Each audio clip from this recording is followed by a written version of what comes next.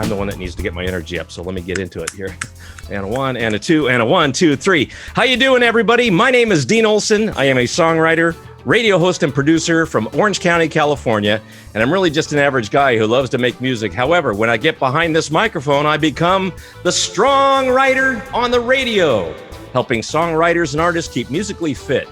Now, the way I love to do that is through faith and hope and encouragement, by taking in the stories and experiences told to me by my wonderful guests, and by learning from the best in the business and passing it along to you. And now, it's another beautiful day for a fantastic show, and I really want to welcome you to it. And today, I am very happy to welcome a young woman who was on this program 3 years ago when a few new things were happening in her career. And now it's 2021, 3 years later, and the story is going to continue, and you're going to get to hear it in progress. So the woman you're seeing right now on the screen is Rebecca LOEBE, performing singer-songwriter who formed a group with her two friends called Nobody's Girl. We talked about that before, but they're still together, which is why we're on today talking. And their self-titled full-length album is going to come out on July 30th of 2021. Whether you're watching this in the future or whenever, it's my honor to welcome back to the show Miss Rebecca Ann LOEBE in living color. How are you doing? Hi there. Very what an nice introduction. So nice to have you back on the show. It's nice to see you this time instead of on the phone. And what has been going on? I understand that when you did that album, you talked a little bit about BettySoo and Grace Pettis, and you got together and formed this group called Nobody's Girl, and sort of put it together and got a record deal pretty quickly off of it, didn't you? Once you did, was it because of that video? I'm sort of like skipping around here and not letting you answer, sure. But maybe you can sort of tell people real quick about you and how you put this group together, and then. Yeah, sure. Well, way back in 2017, I asked my friends BettySoo and Grace if they'd like to get together for a single tour in the spring of 2018. And the idea was that we'd, pool our resources, get our booking agents together, play venues that we've, all kind of played, but hopefully be able to draw out more people because of the package deal.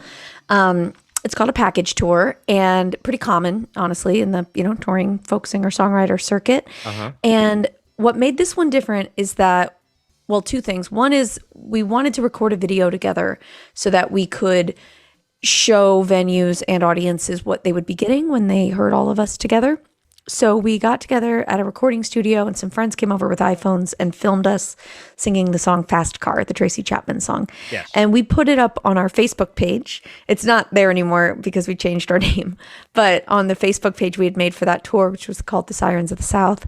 And it went like mini viral. That's the best way I have to describe it. Just it got, several hundred shares in a day, which isn't, going to get us on MTV, but it was noticeably more traction than we expected for that video. Yeah, you wanted it to get noticed, right? But you didn't. Yeah, and one of the people who noticed it was this couple that own a recording studio outside of town, and they invited us. They knew Grace, and they invited us to come out and write a few songs. And they said, if you ever want to write together and you want to have a retreat, you could come out to our studio. We'll leave you alone. It's very comfortable.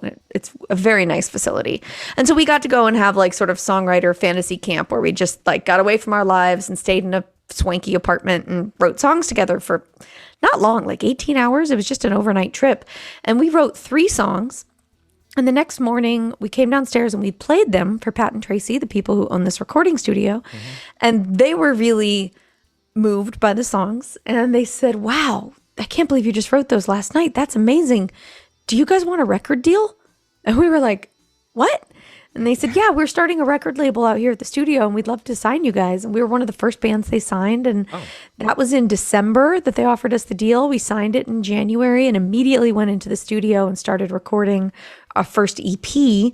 And we had an EP together from them in time for our tour in April, which was amazing. Wow. So we basically signed a record deal as a band before we had ever actually played a show together. It was pretty funny. That's amazing. And, we went on that first tour and we had a really good time and we decided to keep it going and decided to start writing for a new full-length album. And that's what we spent all year doing. And, 2018 to 2019 and 2019 to 2020. We were just finishing up recording in early 2020. I'm supposed to release our debut record in the summer of 2020 with months of touring to follow. And then obviously what happened with 2020 happened, and our label was kind enough to delay the record for a year. Wow. So now it's been put off until just this year, July 30th. The record's finally coming out. We're really excited about it. It's all original songs that we co-wrote, the three of us. And I'm very, very proud of the record. Yes, I've heard it. It is nice. And you'll forgive me for getting so excited. I keep on, I spilled the beans on the fast car video and all that other stuff. I was going to try to let you say it, but I couldn't hold my tongue. Cause your show. I enjoyed, well, first of all, when you had, you got signed to that label or to that record company on in December 2018, you said, but you all three had your own careers going. Did you all have to sort of make decisions on what, or did you have future shows booked for each of yourselves? Yeah. And so for us, we don't consider Nobody's Girl a side project. It's a co-equal project to each of our solo projects. So none of us quit doing our solo projects either. So we sort of just find ways. We have a very complex shared Google Calendar, and we find ways to make room for everything. Oh, good. You're sort of like a mini Justice League that you came together and did all this. I love that. Yeah, I thought maybe that was, I thought you would, well, we have all our careers going. We're going to do our solo act still. And then I guess it, as you said, it's not a side project. So that's nice that you're doing this and continuing with it. But you'll still continue to do shows as yourselves, right?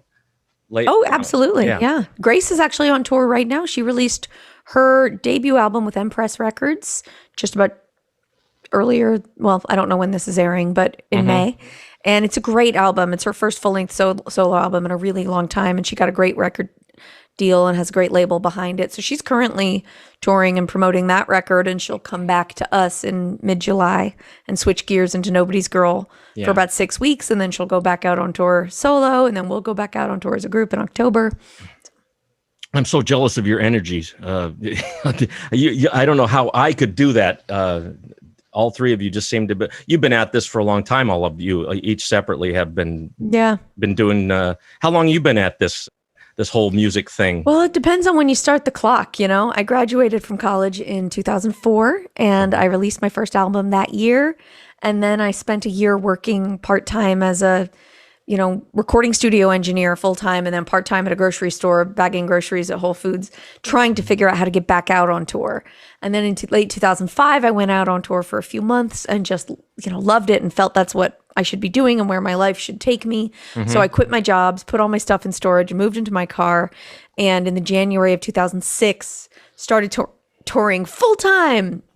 But, it was it was a little on and off for several years. Kind of required me to, I bounced back and forth on and off the road for several years. I'd go on the road, burn out, run out of money, crawl home with my tail between my legs, get 17 part-time jobs, work doing all sorts of weird stuff, audio engineering stuff, which is what my background is in. But also, I sold beer at football games, and I chauffeured teenagers, and I taught guitar lessons, and just all sorts of stuff. And then I'd save up all the money I possibly could and go back out on the road until I burnt out again and had to go home and work for a while to save up money to go on tour. And I did that cycle for several years until probably when my record Mystery Prize, I had like a soft launch for it in the fall of 2009, and I went on tour with a band for the first time, and then got college tour dates in early 2010, toured, and then that college tour just kind of got longer and longer. And then I started doing summer festivals, and then I was playing club shows. And by the end of 2010, I'd given all my guitar students away and realized I hadn't done another job in over a year. Wow. And I thought, oh my God, I think I'm a full-time musician. And yeah, I almost didn't want to say it out loud because I didn't want to jinx it. But that had just happened when I got an email in late 2010 inviting me to audition for the first season of The Voice. So that's I had already been on the road for 7 years, also only on the road full time for a year. Wow. Hey, you were excellent at chronicling all this. I didn't have to try to figure out, okay, in 2005 you did this, in 2006 you did that. So you were very I've got good. the timeline pretty locked in my Yeah. head. So that's kind of when you started, though, right? Back in mid 2000s. And you're saying that you didn't launch and then just go straight for the skies and you went up, right? You know, Yeah, I always there's disappoint some people whenever I'm on a panel. I say, like, if you want me to tell you how to quit your job tomorrow and immediately start making money as a full-time touring songwriter, I don't know how to do that. If you figure it out, please tell me. But yeah. for me, it was a several years long process of trial and error. You know, and I think a lot of error. I did a lot of things wrong. You know, if I had it to do over again, you know, and whenever I try not to give advice, but when I'm talking to people who are just starting and I say like, oh, well, I'd try this, I'd try that. They say, oh, is that what you did? And I'm like, no, but what I did was stupid. Don't do what I did. It's like your parents, right? They'll tell you all this stuff, but you gotta get your you gotta bump and scrape and do all that stuff on your own and to really make it mean something. Totally. So yeah. So I'm glad that you I'm glad you said that, because I've talked to people for the last 10 years about that, and I always like hearing them say that, because I think those who are songwriters listening to you, they know that it's not always easy, but it's kind of nice when they can watch you and go like, oh, she looks so together. She, she's so authentic. She's so talented and this like that. But they like to know that when it started out, you had to work it a little bit on sort of getting polished up, right? You had to get your bearings, in every so to possible way. Yeah. Musically, sonically, creatively, and business-wise, everything needed polish. And you now I left out where you guys are based. You're still in Austin, right? Mm-hmm. Yeah, but you aren't from there. I think you told me before you were from Washington D.C. and some other place, or yeah, I was born just outside of D.C. in Arlington, Virginia. Lived there till I was about 8 years old, and then my family moved to Georgia. Okay, that's right. I knew it was two different places. I couldn't remember what they were. I just remember D.C. And but you seem to have taken to Austin like your home. Yeah. I've been here now for 10, 11 years. It might be the longest I've lived anywhere. Oh, really? And then Grace, I think, is from Florida, Alabama, one of those two places. Maybe Grace was born in Florida, but grew up in Alabama and in Atlanta because her parents had split custody. So she lived with different parents at different times. So she even actually went to school in Ireland for a year when she was in middle school. Oh, wow. She did. Yeah.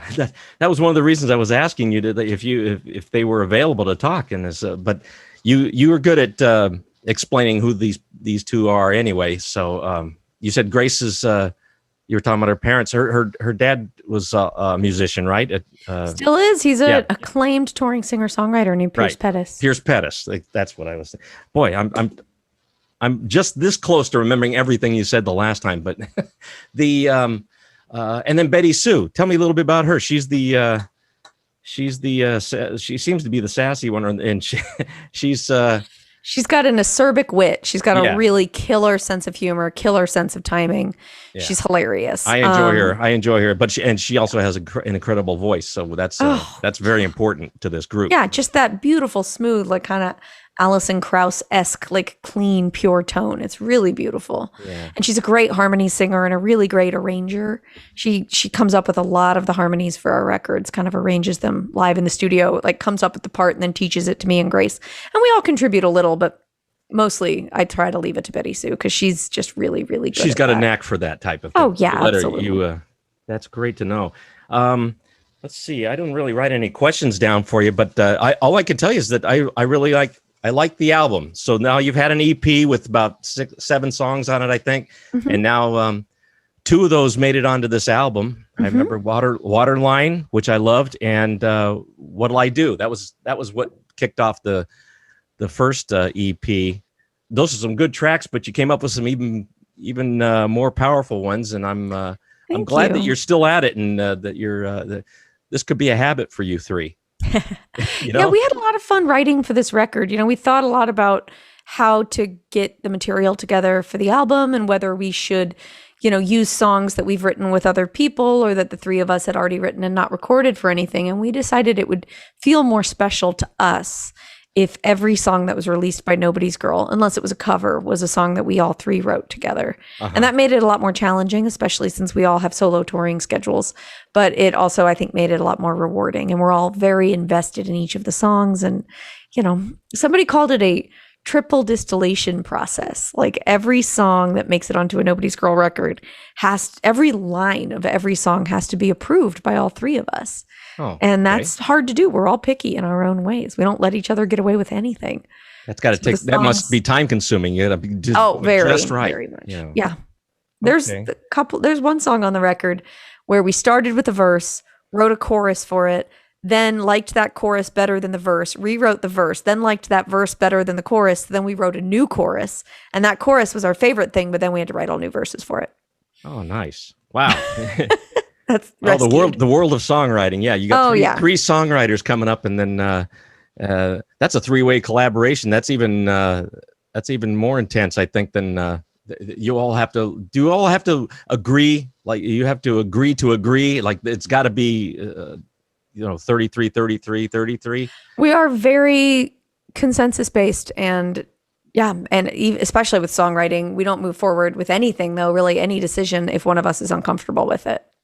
Okay. It's a slow process. Anytime anyone emails us about anything, they email the band email address. Then we all three have to discuss it until we come to an agreement. Then we email them back. We don't have those discussions in public really, because we don't want, like, if one of us wants to do something and the other doesn't, we don't want to like sell the others out and let it be known who does or doesn't want to do what. We're protective of each other. We try and speak with one voice.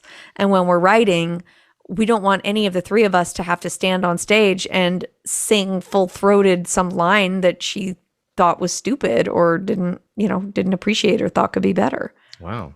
You do put a lot of thought into this and a lot of care and love into it. So it's a little too much, some might say. Well, everybody's got a different way of doing it. Some of it's our process. Yeah, but there are most of the songwriters I talked to have said every word makes the difference, and especially when you're collaborating, let's make sure that we're good with it, because if we're going to split the credit or whatever, we want to make sure both agree that it's a good song. Totally. That's nice. So the origin story of Nobody's Girl was it? How did you all meet? Was it just by doing shows? You just sort of hooked up with as friends somehow that way? I think that BettySoo and Grace met at a festival in West Virginia, maybe the Mountain Stage Festival back in 2007 or 8. I met both of them at Kerrville Folk Festival in 2008. It was my sort of first time on this folk singer-songwriter scene, and I had gotten into the New Folk Songwriting Competition at the Kerrville Folk Festival, which I would recommend to anyone. Where is that? A songwriter is that Texas? Kerrville, Texas. Yeah. And it's what sets Kerrville apart from other festivals, if you'll allow me to proselytize for a minute, is that it's a songwriting festival. So it's a festival that's about the art and craft of songwriting, and all of the acts on the main stage are sort of bound together by that principle, that ethos of being original songwriters and based around original songwriting. But then also, after the main stage is over, and God, I'm getting nostalgic for it because the festival didn't happen last year, obviously, because of the lockdown. But people gather around campfires all over this big ranch where the festival is held and all share their newest songs. And you'll have people who have been playing in their basement for 30 years, right up next to somebody who's been touring nonstop for 20 years, right next to someone who just learned how to play guitar. It's just sort of a real mixture of people, and everyone is together just to share their songs. It's really fun. Literal campfires that they get around and do that. When there isn't a burn ban. Some years there's a burn ban. So there's just like a flashlight in the middle, but you still think of it as a campfire. I can understand you being nostalgic for something like that. It sounds fun. It's, especially if that's what you're all about is song and writing them and sharing with others, that kind of art. It's got to be great. And I'm not sure I would have gone if I hadn't gotten booked or hadn't gotten into the competition. But honestly, the most fun and the most artistically rewarding times I have there are when I'm there just as an attendee, just listening to music, meeting other musicians, playing around campfires. It's super inspiring, and it's, I think, more fun when there isn't the stress of entertaining an audience or putting on a good show. Yeah. Well, thanks. I appreciate you telling me a little bit about those two and those shows. It does sound like a something that you'd love to get back to if that was if it was still going on. Yeah, a lot of things were canceled last year, and some possibly this year as well. But, maybe some things are opening up. I know you're looking forward to little drips and drabs of festivals or shows, and it's going to be a slow process. Hopefully everybody can transition back into something new. I hate saying the new normal. I don't know. It has been sad for a lot of people. I do get a little bit when I think about all the people I've talked to over the last year that had their shows stopped, their tours stopped, you included. It's been kind of an adjustment, and you don't really. A lot of people didn't want to do virtual things, so it's like they were really bumming out pretty big time about this. So, I kind of rolled with the punches. I have to say, I was after 10, 15 years of touring constantly or trying to be touring constantly. I was pretty worn thin and didn't even really realize it. I was just pushing myself harder and harder every year till 15 years in. I was just, I was having trouble with my voice and I was just like really fatigued and didn't quite realize why. And then when everything got canceled, I was disappointed, but also realized that I could use that time really productively. So the first thing I did was sort of take a little mental health break. I took 3 weeks where I logged out of all social media and all email and just did all the things that I tell myself I would do if I had time. Because I was like, you have no excuse now. You have to get a good night's sleep every night. You have to drink enough water. You have to eat 3 meals a day.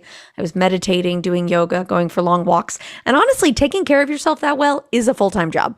So for like 3 or 4 weeks, just caring for my body was my full-time job, my body and my mind. Good. And then I came out of it. I wasn't even responding to texts about business. And I let my management office monitor by email. I was out. And it was maybe the best thing I've ever done for myself.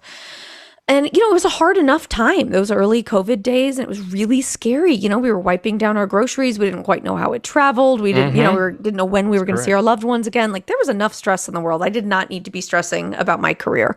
So I came back a month in and then started working on, okay, like what's this going to look like for me now? I held off on playing virtual shows for a while, but I did eventually get into it. And I have found it to be not as wonderful as playing a live show in front of people, but much better than not performing for people. So I've enjoyed it. I've played on Zoom, I've played on YouTube and Facebook and, kind of sporadically, the conventional wisdom is that you should do a weekly show so people know when to find you, but that made me feel too like penned in. I was always promoting something. I didn't like that feeling. So mostly I've just been doing them, every month or two. And then I also do a monthly live stream for my patrons. I've really worked on kind of connecting more on Patreon. I started a YouTube series all about what goes on behind the scenes in the lives of touring songwriters and made some really fun episodes about, my early touring days and about putting together my pedal board and, what it's like to write a hit song. I've never done that, but I interviewed some like #1 hit songwriters and their stories were amazing. And, it's funny because I've been just as busy for the last 6 months or so. Once I started, beefing up my schedule, really for the past year, I've been just as busy as I ever am on the road. It's just that I'm doing it all from this office rather than traveling all over the world doing it. So. Yeah, the Patreon thing, I forgot. Yeah, because I support you on Patreon, and as I do some other people, and it's but it gets. I'm so busy with my own thing, I don't look to everything you do. But I've seen some of the stuff that you were referring to, and it's Patreon's a kind of a fun little world right there because you and other artists, they do things that you don't normally see. You won't see that stuff on social media. You might see references. Oh, come visit me over here, and you'll see some exclusive things that you won't get to see anywhere else. Totally. So that's nice. I really like it. I feel like it's like a little private corner of the internet where I can connect directly with the people who are most interested in what I'm doing. And when I first started, I started Patreon. I think I just thought like, oh, great, this will be another way to, hopefully this will be a way to stabilize my income a little bit and open up a new income stream. Yeah. And I was thinking about it very like strategically. But once I started doing it, I realized it had this huge emotional benefit to it, which was this direct connection with people who are just very loving and supportive.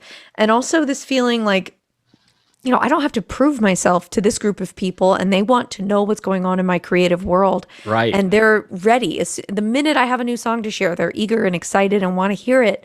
And that inspired me to write more. It was really an exciting time. That's when I wrote most of the songs from my last solo record, Give Up Your Ghost, was just in the few months after joining Patreon and realizing that I had this eager audience, and I was just excited to write for them and to have music to share. So anyhow, I really loved it. And I love that I can email them, send out a message, send out an email that goes directly to their inbox. And it's not, at the mercy of Mark Zuckerberg or any kind of algorithm. It's just people who have chosen to hear from me, who get to hear from me whenever I choose to reach out to them. And that feels really good. Yeah, and it's nice because on the other end of that, you'll get a notification that, Rebecca LOEBE's got something going on here, or you're saying, hey, you're inviting them to see you do. I wrote a new song, or let me just run this by you, and they truly come to check it out because they've invested their love, their time, and they opened up their wallet, like for whatever donation they're putting on there and my it's like Patreon a pledge. page starts it's like at pledging $1. something. Yeah, it starts at $1 a month. Which I like to keep it pretty affordable. And I'm a little shy. I always thought I should do that, but I'm a little shy about, but then it ends up not even really being about money in the first place. It's just nice that they're throwing a little tip in the jar. That's all, right? My approach to it is that, and I've done this since day one, is I give access to everything I post on Patreon to everyone at every level. Some people structure it more like a crowdfunding campaign where like, give $1 and I'll write your name on a piece of paper and send it up to the gods, and give me $3 and you'll get a streaming of every song I release, and $5 and you'll get a downloadable WAV file of every song I release. And I don't do that. I think that in my experience with crowdfunding, people support you at the level they can afford and the level at which they value what you do in terms of what they have to share. And they're going to do that regardless of what I offer. For the most part. I mean, there are some times where I've signed up for somebody at the $8 level because they didn't have the thing I wanted at the $5 level. So I know that there are some occasions in which people are convinced to go for a higher level because of what's offered. But for me, it's like, I feel like,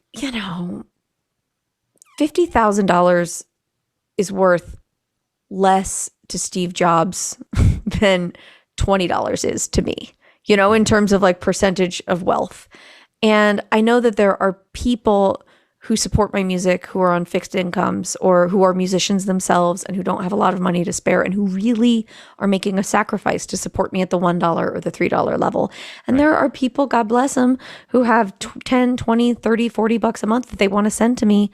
And I appreciate that so much, and they can do it without much sacrifice. And do I want the people who can contribute with more ease because of their financial wealth to receive more music from me than people who are scrapping at the lower levels? No. So that's my minor. You'll never know. Yeah, it always fascinates me. Some people will, what's like a 30 or whatever. I don't know what, some larger level than $1 or $5, and they. You wonder like, well, they don't really have the means. Why are they donating so much? Some people are so giving, I just don't understand. People are very giving. Some people, and then you show your appreciation in kind. So anyway. Well, one thing I wanted to tell you also is that over the summer and fall of last year during lockdown, I had a lot of friends starting Patreon pages, and I was emailing with a lot of people answering questions about, how to launch a page. And I ended up taking all of my responses and compiling them into a book. So I've got a, okay, I got my pen ready. I want to hear this. Give me 1 sec to get out the link. Yeah. I've got an ebook and it's available for free. Okay. And, I do say at the bottom of the page, if you like this, if you find this useful, please consider following me on Patreon, but that's not required. And it's a bit.ly link, bit.ly /LOEBE launch tips. And I can also send it to you after if you want to share the link. Free is great. Launch tips. Free is great. Free is good.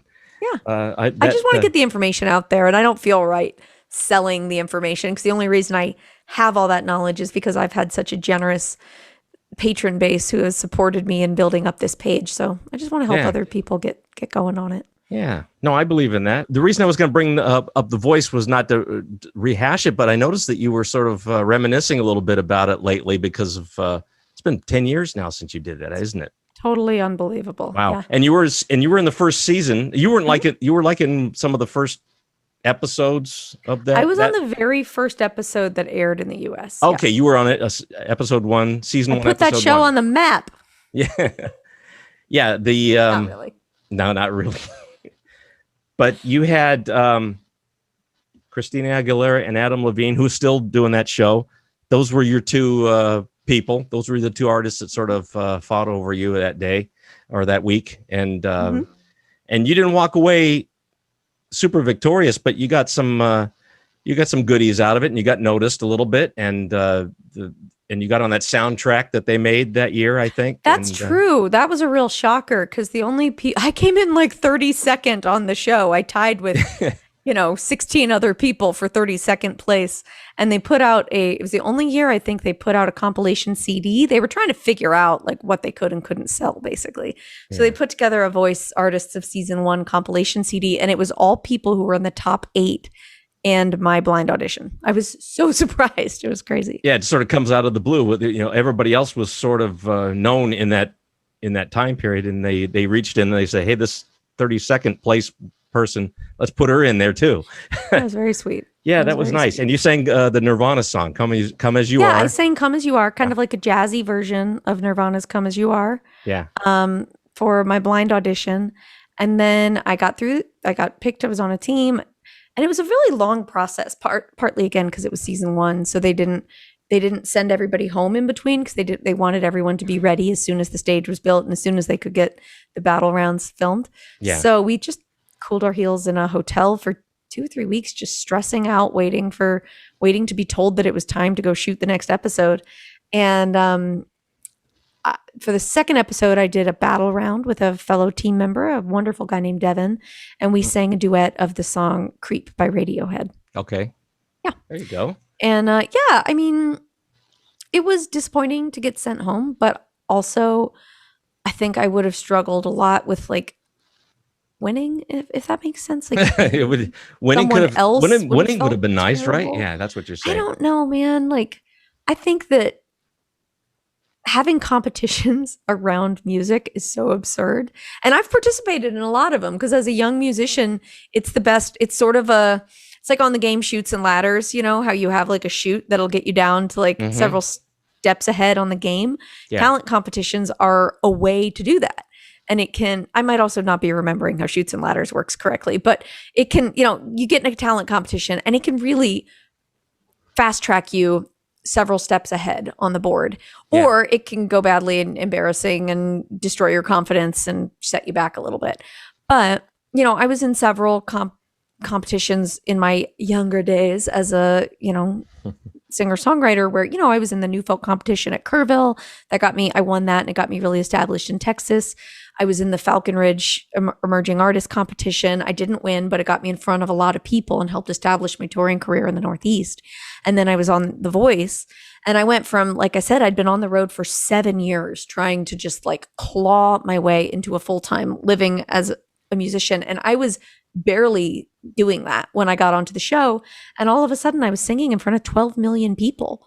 And because of fate, because of the luck of the draw, because they gave me a song that I liked and aired my entire performance and a lot of my interview. I mean, I could have been montaged and they would have only shown 6 seconds of me. There were people who were there for the exact same amount of time as me who were only on air for like 10 seconds, blink and you'll miss them. But I got a lovely package. Like the editors were kind and introduced me to the country. And I got 1,000 emails overnight the day that I was on the show from people who had seen me on the show, found my website and wanted to reach out just to say something nice. Well, how nice. Yeah. Similar returns on Facebook and on YouTube and Twitter and all of that. A lot of sales of my album. It was really an exciting time.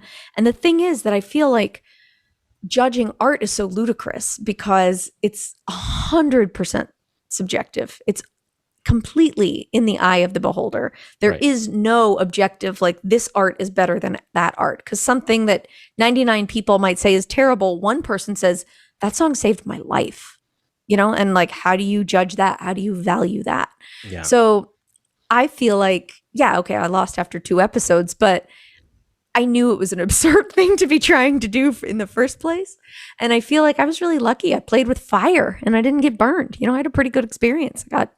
I did exactly what I wanted to do, which was get my original music out in front of a bigger audience.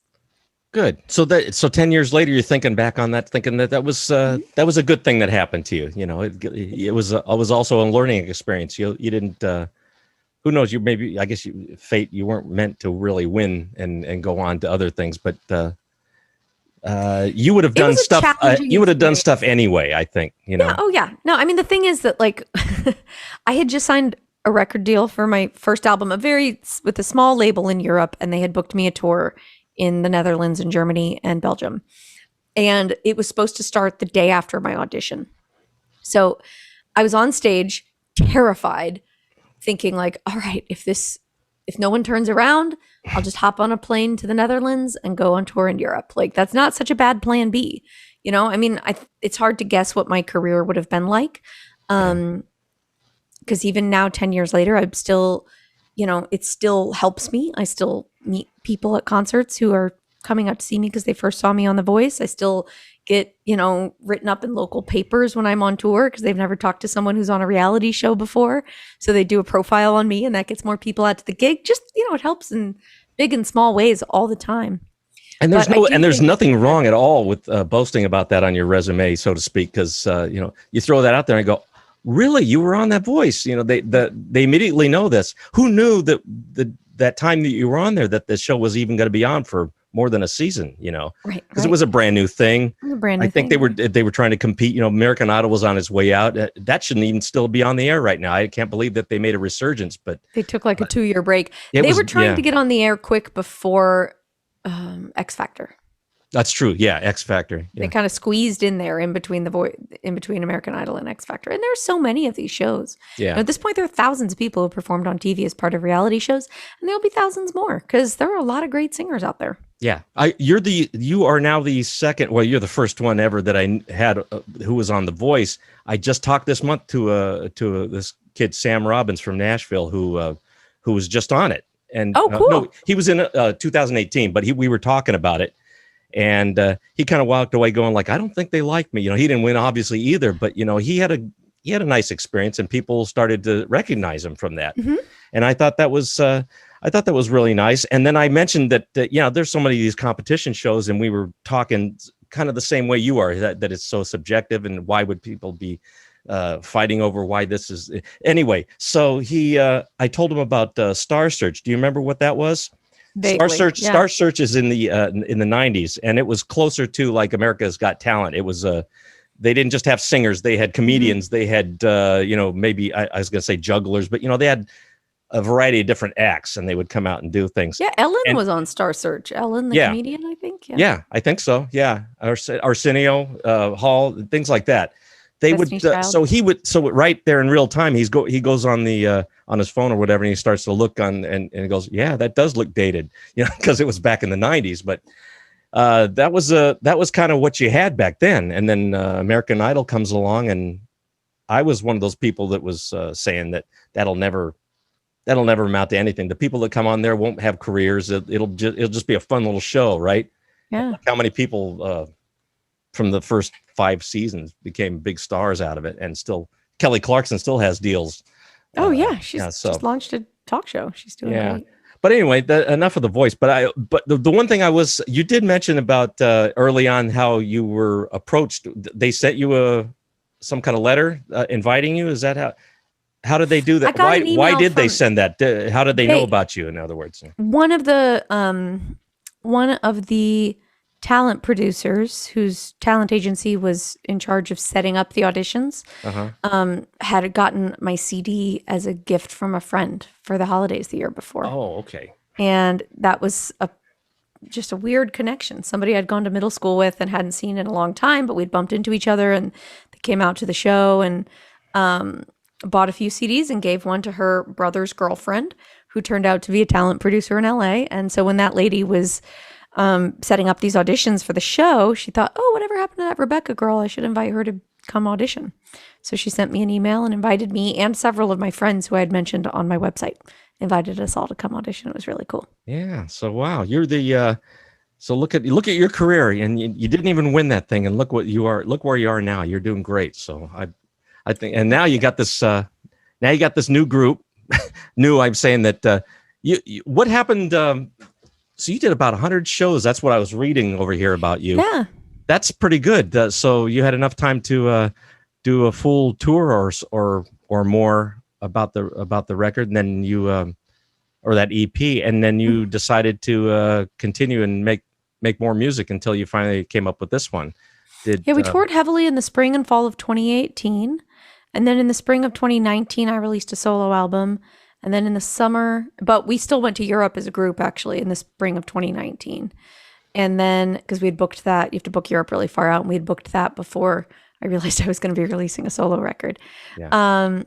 And then in the fall of 2019, we did quite a lot of touring together. And then we were also throughout all of that working on recording our album. And then we were touring in early 2020, and then things just kind of stopped. Yeah, that's become a pretty much a running theme with the people I've been talking to. They had something going. March 2020 comes along, and then bam, something, Boom. Fill in the blank. Something happened to them, and it's just a matter of like I like what you said. You're in the category with a few other people, and I'm like that too. I roll with the punches, is like you were saying. But if you're gonna have an opportunity to sort of, regroup and recharge and check out like you did, taking social media off your brain for all this time, that's gotta be very therapeutic, and you don't have any other chance really to do something like that unless you decide, I'm just gonna, you're not making money anyway, so let's just go for it, right? I did it again this spring when it had been about a year since the time right when shutdown happened. I didn't do it for a full 3 weeks, but I did it from a Friday till the following Monday, so 10 days or so. Mm-hmm. And I mean, people in all sorts of professions take vacations, and that's basically what it is. It's just unplugging, but I was at home, so it was a staycation. But I think that because I'm so plugged in with my, I run a small business. That's what I do most of the time, is run a business. And, I'm emailing and managing my team and doing social media and all this stuff.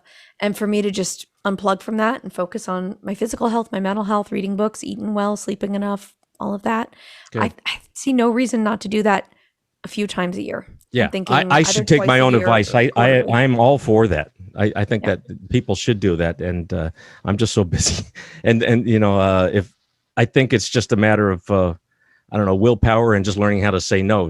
You know what? It's time for me to. You won't be hearing from me for the next 4 weeks. Well, for me, back in February, I was starting to feel a little like overwhelmed. Like things have gotten so busy. I'm really burnt out. So I just looked. I keep a paper calendar right here. It's never more than 10 feet away from me. Okay. Picked up my paper calendar, started flipping the pages until I found a week that I didn't have a bunch of appointments, where there was like maybe 1 or 2 things that I could reschedule. And once I found a week, and it was like 9 weeks away, it was like in late April, but I found that week in late April and I blocked it out. And it's like, nope, I'm going to unplug that week. And so then for the rest of the 2 months leading up to that, I knew that I had that coming, which was great. And then, I was really strict about it, and I kept it completely blocked, and it was great. I already want to do it again. Thanks. I appreciate all that. I like when artists share a little bit about how they do their craft and how they do their business a little bit. Actually, I want to talk about one thing really quick. This planner that I'm using, the Work Play Everyday Planner. This is my planner. This was designed by my bandmate BettySoo. Oh no, she is something else. This BettySoo. Isn't that cool? Because she does a really. I couldn't see all. It says work plus play every day. Work play every day. Okay. She does a very in-depth bullet journal planner for herself every year that she designs, and her friends always say, "Oh my God, can you make one for me?" But it's kind of a lot of work. So she made one for everybody that she designed last year during lockdown and sold for the 2021 year. I hope she keeps it going. Yeah. It's a creativity and productivity planner, a creative productivity planner, and it has all sorts of things about like how to stay on track, how to stay focused on your creative goals. And it has a lot of like review, like you do a review every week, you do a review every quarter. And there's a lot of journal prompts and stuff like that. So I'm really impressed by it. And That's nice. It's helped me get through the year for sure. Circle of artists getting together, and they woohoo BettySoo. I admire you. Very nice. So Nobody's Girl has put out an album, and guess what it's called? Nobody's Girl. That's good. A good title for it. What was the well, people are tuning in. They won't know. How did you come up with that name? All three of you. It was interesting because we had started with a different name just for a tour, and then we got this record deal, and then we were working on the album art, and we realized, oh my God, we don't have a band name. And I wouldn't wish that situation on my worst enemy, like having to pick a band name under the gun in like a week with, an album deadline looming. But we just started really brainstorming, and we were looking at old, song titles and old poems and pieces of literature and things having to do with Austin. And we basically just created a long list of like names and words and thoughts that like appealed to all of us. And then we looked through it for things that appealed to all three of us. And that funneled it down to a much shorter list. And Nobody's Girl was on that list, which is, the title of an old Bonnie Raitt song. Okay. Also maybe a Reckless Kelly song. And it just really jumped out at us, and we picked it. No fun story, really.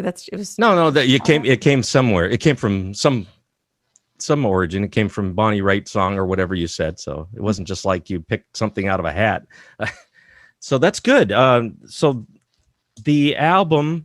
Are there any like singles that you? I noticed that the first track on there is Kansas, which is it's really enjoyable. It seems to be.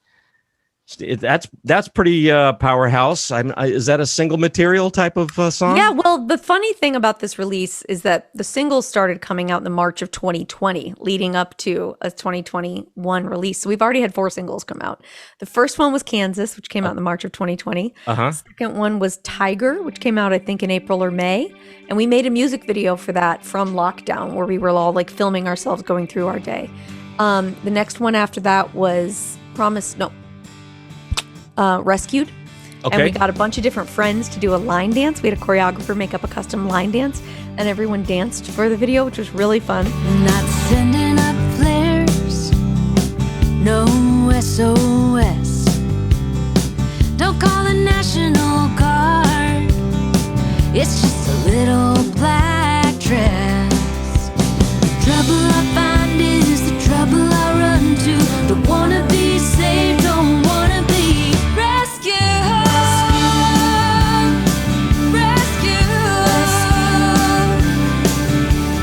Mr. Wrong, you look so right. So baby, come on, have a good time tonight. We're playing my song, gonna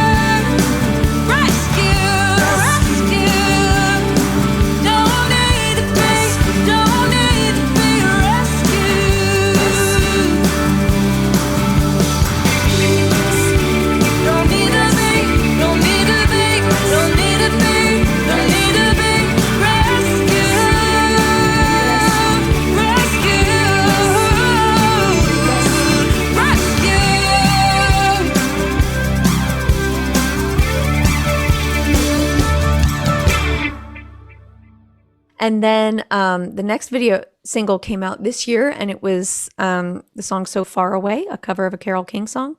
And then after that, we will have one more single coming out in June. It is for our song Promised Land. And then the record comes out in July. Oh, nice. So Promised Land is going to be a single too then. Mm-hmm. Oh, that's nice. So so let me back up. Kansas sounds that's a cool little concept. You know, it's you're not in Kansas anymore, and you sort of keep with that theme. You know, going from black and white to Technicolor and all those little fun devices. Is it just having fun with that theme, or is there what inspired that? That was actually the first song we wrote for the record, and that song is very much for people who grew up feeling outcast in their hometown. You know, it's about growing up somewhere where you feel misunderstood, but knowing once you've gotten away that there's a whole world out there for you, and the way that your world can expand and grow once you kind of get out into, you know, a community that understands you better. That high school looked like prison. Glazed eyes just trying to fit in. Slow dancing, sloppy kissing. You did your time. You didn't know what you were missing. All second-hand ambition. Till you went drifting down the double yellow line. You went from black and white to Technicolor overnight. You ain't in Kansas anymore. Nothing's the same as it was before. It's such a long way gone. Can't click your heels and go home again, baby. And one thing's for sure, you ain't in Kansas anymore. Framed on your mother's mantle is the you they all could handle. Out here you're such a scandal. Now you're on your own. Grown, you can't hold a candle to the kid in light blue flannel. Now you watch a different channel than the folks at home. You've seen the curtain fall, nothing back there after all. You ain't in Kansas anymore. Nothing's the same as it was before. It's such a long way gone. Can't click your heels and go home again, baby. And one thing's for sure, you ain't in Kansas anymore.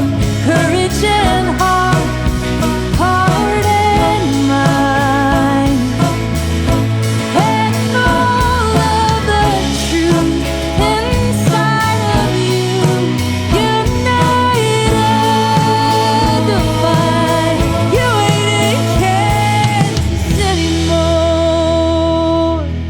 Nothing's the same as it was before. It's such a long way gone. Can't click your heels and go home. You ain't in Kansas anymore. Nothing's the same as it was before. It's such a long way gone. Can't click your heels and go home again, baby. And one thing's for sure, you ain't in Kansas anymore.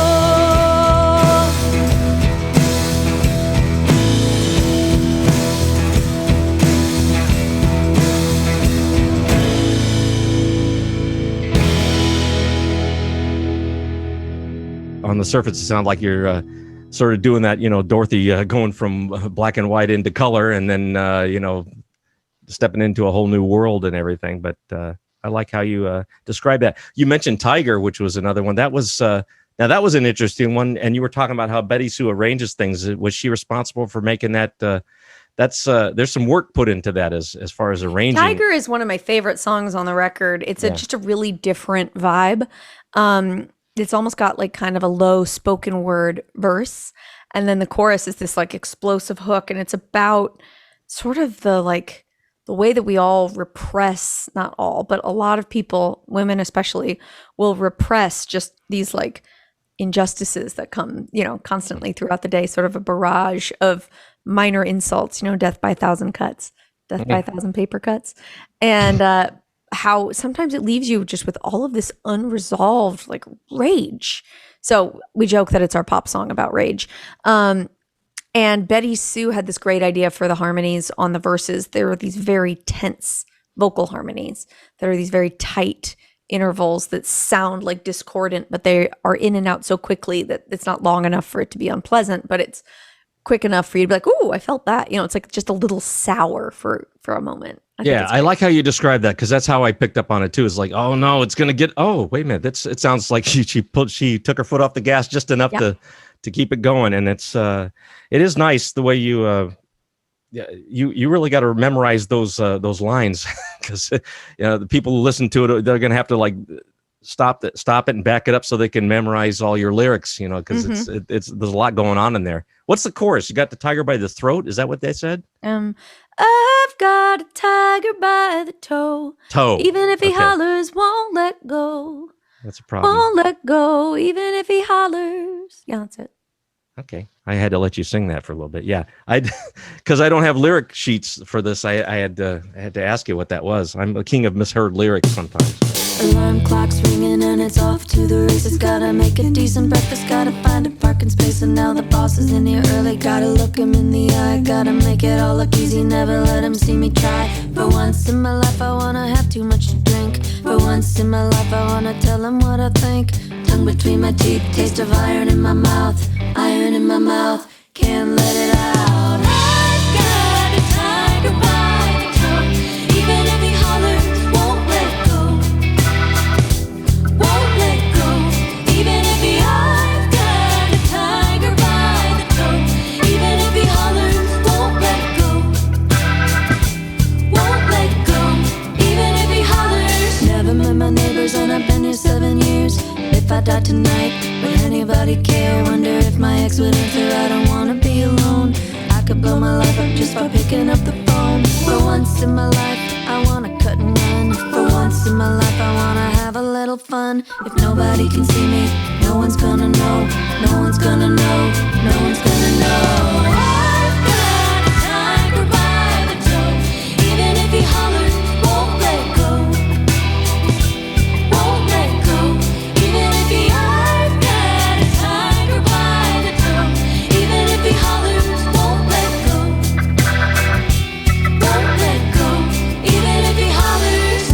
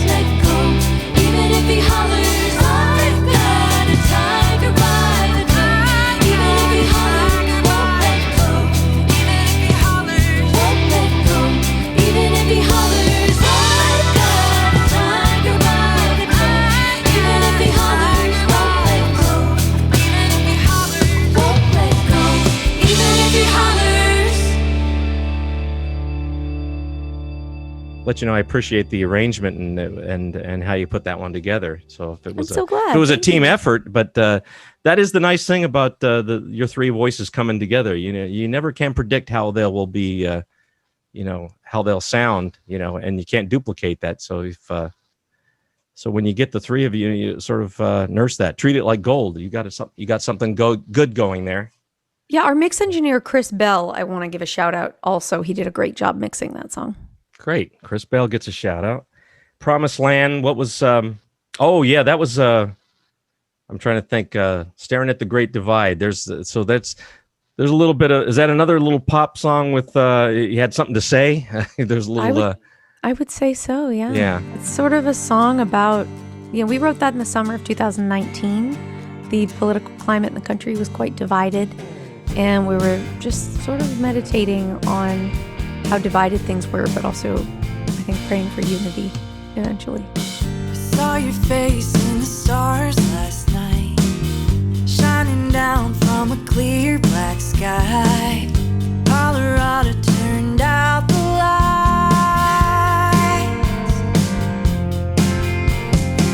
1,000 miles from California, sing 1,000 more to the Blue Ridge Mountains, all in the cradle of your weary hands, staring at the great divide, staring at the great divide, staring at the great divide, looking to the left, looking to the right.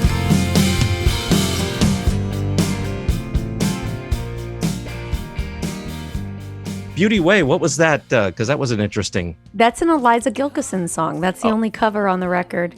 And it's a gorgeous song she wrote about, I think, semi-autobiographical about her father, who is a really killer songwriter.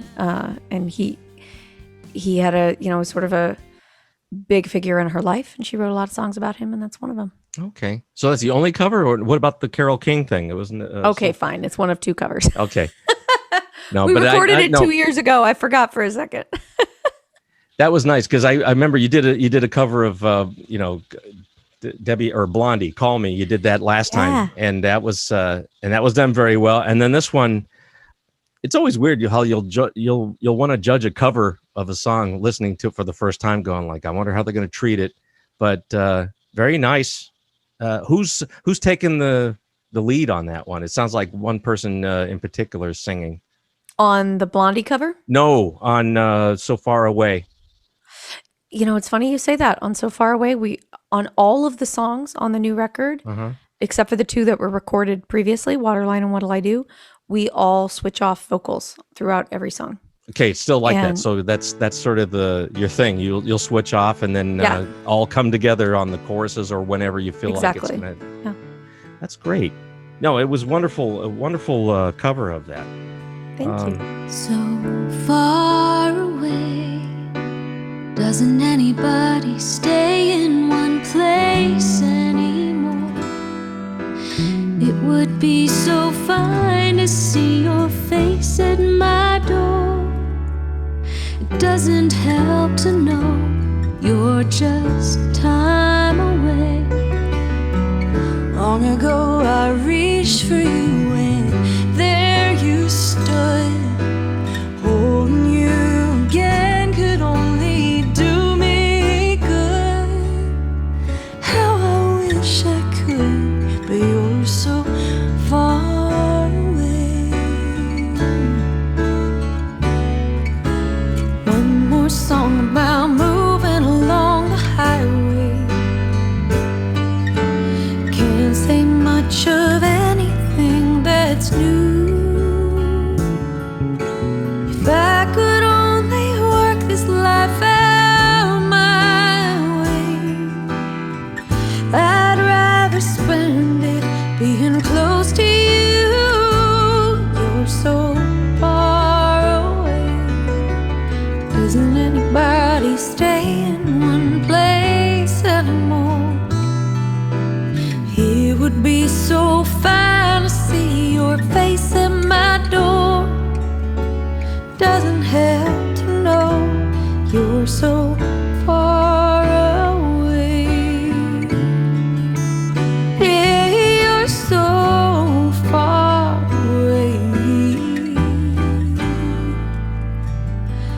Traveling around sure gets me down and lonely. Nothing else to do but close my mind. And I sure hope the road don't come to own me. There's so many dreams I've yet to find, but you're so far away. Doesn't anybody stay in one place anymore? It would be so fine to see your face at my door. Doesn't help to know that you're just far away. Morning After was pretty moody. I noticed that was a nice one too. And any thoughts on what that was about? Because That was based after a line from a poem that we all saw when we were in Ireland and really liked. And it's sort of about the memory of an intense experience and how that can live on in your mind, and it kind of casts a long shadow through your life, I think. yeah, that was nice. Yeah, it was. It's set apart from the other ones. It's sort of. I don't want to say it's dark or it comes from a dark place, but it was definitely set in a different key or not a key, but I don't know, was it minor chords and things Different like that? mode, yeah. It's different modality to the whole thing. Yeah. Hard to describe. All like you said, music is subjective. It's also hard to describe. When you like something, if it touches you. So. And a lot of times music is a Rorschach test is, what you get out of it is. What I get out of it may not be at all what everybody else is getting out of it. Well, I always feel like as a songwriter, I'm kind of co-writing with the audience because, I'll write a song about one thing, but then I sing it. And once it leaves my mouth, it goes into your ears and it's filtered through your brain and your heart and your life and your experiences. And it becomes about something that I'll never know. Yeah. And I think that's really powerful. And I think that's why I like live performance best is because it's that moment of transfer of the song going from being my song to being our song. And that's happening. That alchemy is happening live in the room every time you sing a song in front of an audience. And I enjoy it. It's got a real snap, crackle, pop to it. Yeah. It's funny you say pop because when you mentioned Tiger, you were saying that's sort of your pop song, your angry pop song or your intense pop song, something like that with a message. There was something that Grace was quoted on saying that pop, what did she say? What a stupid thing for me to bring that up and not even tell you, but it was like, it's pop is almost like a dirty word or something like that in Austin because it's so serious. Is that the truth? Do people take their stuff really seriously in that community in Austin? Like the singer-songwriter community? On who you ask. Yeah. I mean, I tend to write poppier songs. That's just always been, I've been listening to pop music since I was a kid and I was listening to like the girl groups of the 50s and 60s. I like a catchy song with a message because then you get people singing along to the message without realizing what they're singing. That's kind of my favorite trick. I've always been pro pop stuff, I'm never against that. Some people have a big hang up on, pop songs. Oh yeah, that's like, they're just going for the big, the lowest common denominator and for the money and all that stuff. But no, if you got a catchy song and people, can sing along with it and then especially the ones from, several decades and they're still singing them now, it's totally. Yeah, it's wonderful. Is that what you sort of consider what you guys have been writing what you girls have been writing? The kind of pop material because a lot of it's hard to define, but I would say it lives somewhere in that trifecta of pop, Americana. Someone called us glam folk, which I loved. That's pretty good because when you listen to Kansas, I mean, it sounds like something that could be played on one of the I don't know, dare I say one of the country stations. I'm not saying that you're country, but there's They'd little. Have to start playing women. For us to get played on a country station. Really? Oh, you have something to say about that? I'd like. I just said it. Okay, well, good. I hear a lot of women on the station that my wife plays sometimes. There's a country station in LA that for country to be in LA in the first place is kind of strange, but Yeah. yeah, but I keep saying to people about Americana, it just seems like a catch-all for anything that you put in the hopper. You know what? It's not country, it's not folk, it's not, whatever. Let's just call it Americana, and then we can all play in the same places and Right. Yeah. I'm a enjoy it. little fuzzy on the definition of Americana as well. Yeah. America. Some days I feel like my music is Americana, and some days I don't. I'm not sure. Yeah. Because Americana, it had a different meaning to me until they started naming music that, calling it a genre. Americana was more like a slice of, American pie and just what the heartland Like the is. weird stuff they sell at Cracker Barrel. Yeah, yeah. And those funny games you play with the pegs and Yeah, exactly. those kind of things. Well, thanks for going over a little bit of the album. As we've been talking, people are going to get to hear a little taste of it, and I'm glad that you made some videos. Those are always fun Good. to I'm do. glad you like them. Would you mind? I hate to I cut you off earlier when you said that you might play one of the songs. Oh Do you think yeah, I of can course. get It'd you be my to? pleasure. Okay. Yeah. I don't Here, want. let I me don't just want go grab my guitar. I will just clap my hands, and when I come back, I'll have a guitar. I'm back. Look at this. You have a beautiful Back. I have a guitar sitting there guitar. with what kind of guitar do you have? I'm trying to read This is a Baird, which is a small luthier in Arkansas. A friend of mine named Baird Blaine. Uh-huh. He builds these really beautiful instruments, and he built this one just for me. It's a small, Custom. parlor-sized acoustic guitar. Beautiful finish too. A little Yeah. sunburst looking thing. There. Thanks. Oh, so what song are you going to do for us? This is going to be wonderful. I'm going to do a song called Promised Land, written by Nobody's Girl, which is myself, Grace Pettis, and BettySoo. And this will just be Rebecca's voice today. On You on ready? the album, you get to hear those other two beautiful voices singing with Rebecca. But trust me, I just got a preview. She sounds awesome. So here we go. I'm going to stay out of your way. And thank you for performing this very exclusive version of Promised Land. You're very welcome. Here we go. Thank you.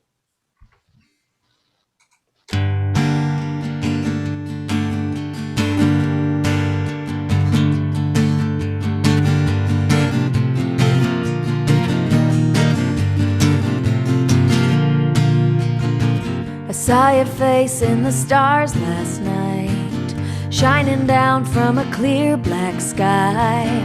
Colorado turned out the lights.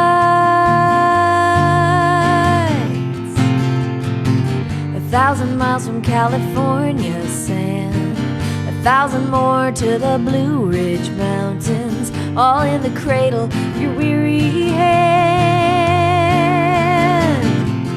Staring at the great divide, staring at the great divide, staring at the great divide, looking little death, looking to the right.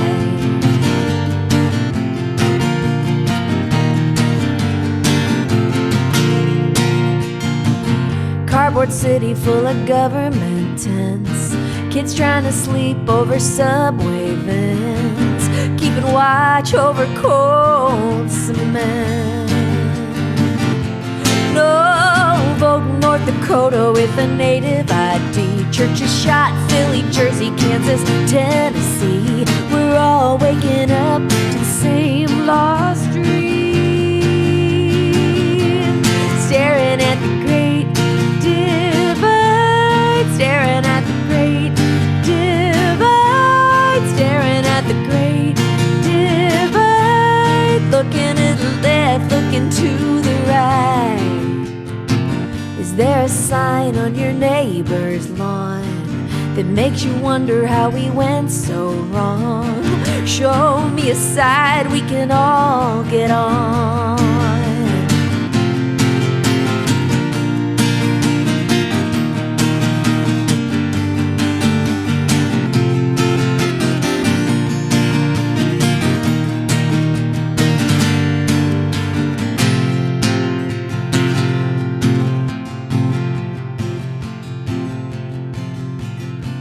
Saw a man quilt an 8-foot flag with just his hands and a pile of rags. Sometimes all we need is what we have. Staring at the great divide, staring at the great divide,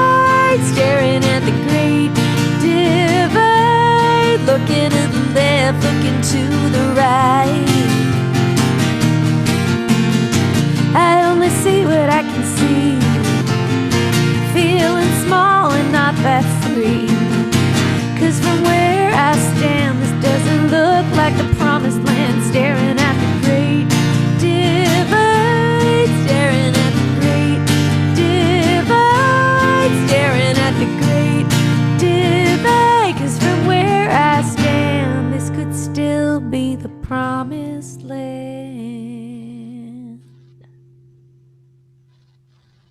All right. Thanks, Rebecca. Very good. Thank you. Oh, look at you with your candle, your flame. I had to try not to make eye contact because I'm all dreamy-eyed over here. You were a fantastic performer. Yeah. Thank you. Yeah, you represent. No offense, but you did that very well just on your own. But it's kind of even. It's only icing on the cake when the three of you come together. It's a whole different experience. So they're just going to have to get this album and hear. Yeah, you've got to hear it with version. harmony. It's a whole different ball game. Yeah, gosh, I was one day I have got to meet all of you and just congratulate you and tell you how much I appreciate. I appreciate you, Rebecca. You've been on here twice, and I'm glad that you came on the video so that you could represent your friend sisters in music, and you really have something special going there. So I'm glad I was there in the beginning to learn about this new group, and who knows, 10 years from now when you're doing shows as Nobody's Girl, it's going to be. I was there in the beginning, and I got to witness that. I can tell my grandchildren. Thank you so much. Well, and if you,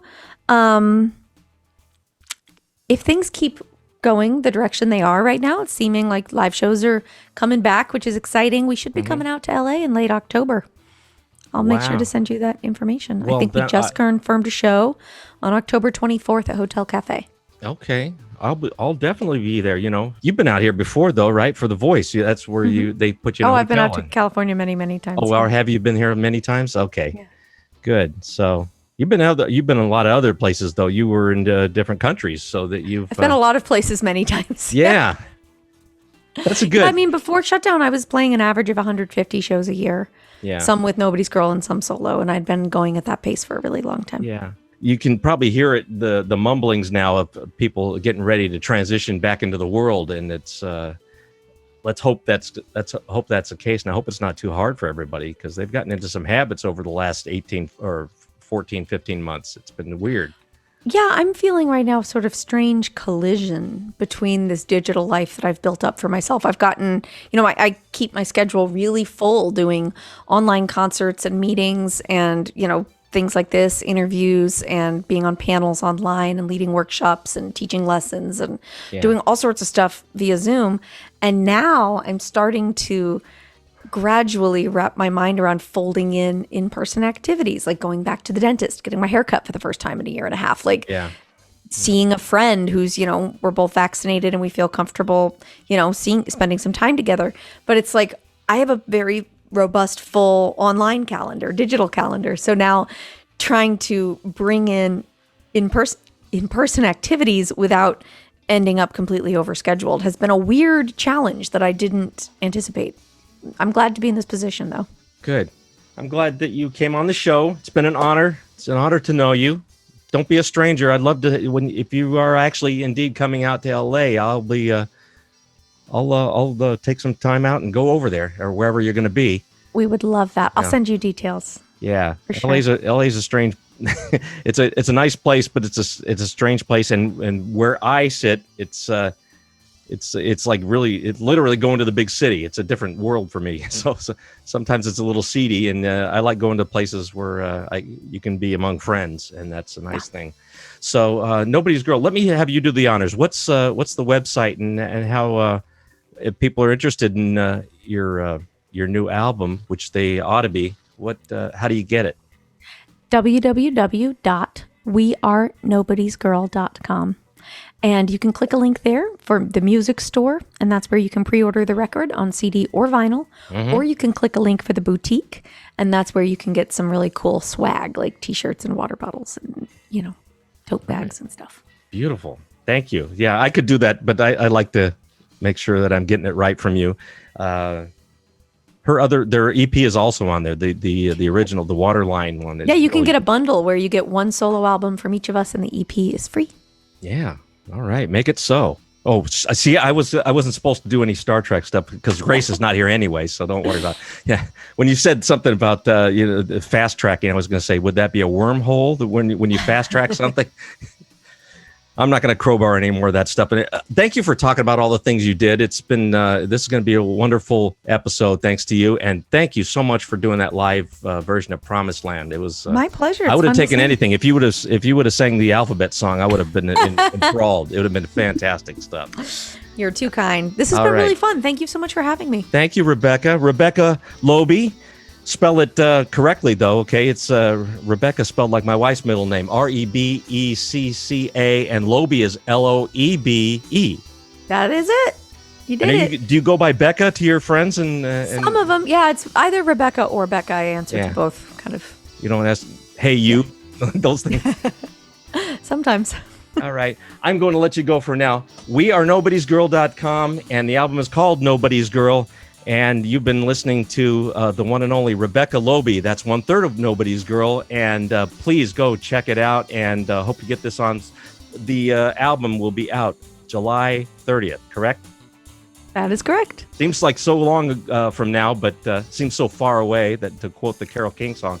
But really, really been a pleasure talking to you. And I'm really going to, I keep saying goodbye about 10 times, but I'm going to really hang up on you now. And thank you again, Rebecca. Bye. Thanks, Dean. This was Take really care of fun. yourself. Okay. Take care. We'll see you again. Bye.